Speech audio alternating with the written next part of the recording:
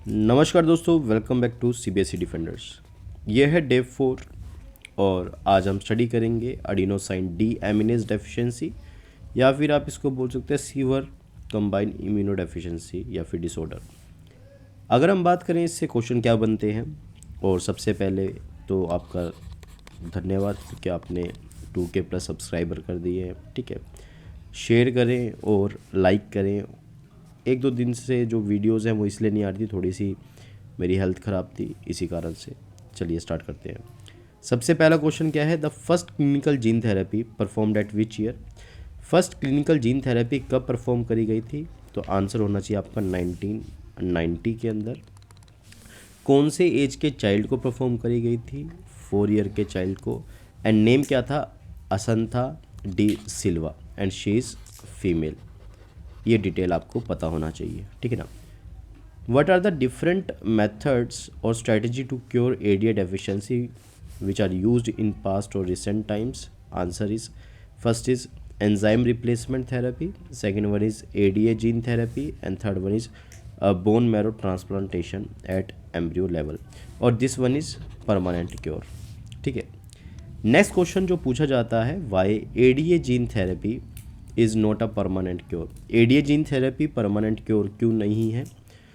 क्योंकि इसमें बताया गया है because the life span of genetically modified lymphocyte, जो कि जेनेटिकली मॉडिफाइड लिम्फोसाइट है, उनका जो लाइफ स्पैन है वो है अप टू अ वीक, मतलब 7 डेज़ या फिर we can say 5 to 7 days ही वो क्या रह सकते हैं, जिंदा रह सकते हैं, और उसके बाद उनकी डेथ हो जाती है। That's why it is not a permanent cure. ठीक है ना, हमें ब्लड ट्रांसफ्यूजन करवाना ही पड़ेगा।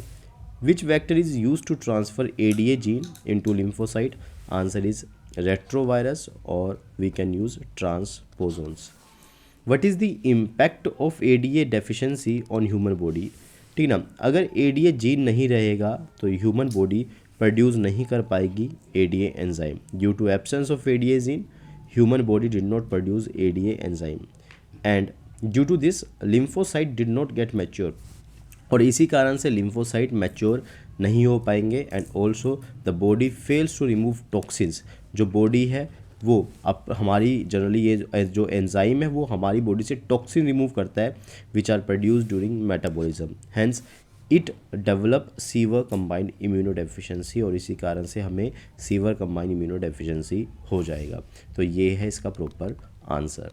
Next is explain the procedure of ADA gene therapy. ADA gene therapy का प्रोसीजर हमें डिस्कस करना है। सबसे पहले ADA gene is taken out. ADA gene को हम निकाल लेते हैं through the use of resection endo nucleus.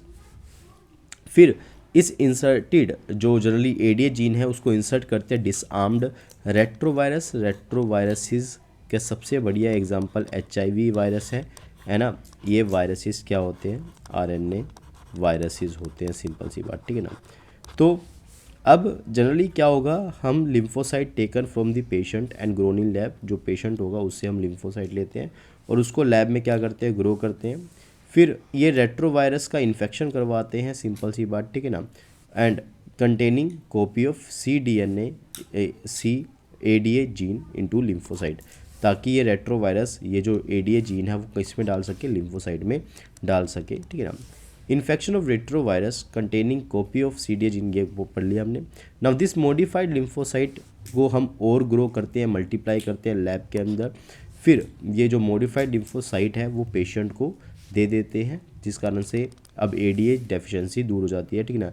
लेकिन ये परमानेंट क्योर नहीं है, क्योंकि सिंपल सी बात क्या है कि जनरली जो लिम्फोसाइट है उनकी लिम्फोसाइट की जो लाइफ होती है वो कितनी होती है, 4 मतलब 2 to 7 डेज़ के अप्रोक्स होती है। That's why it is not a permanent cure.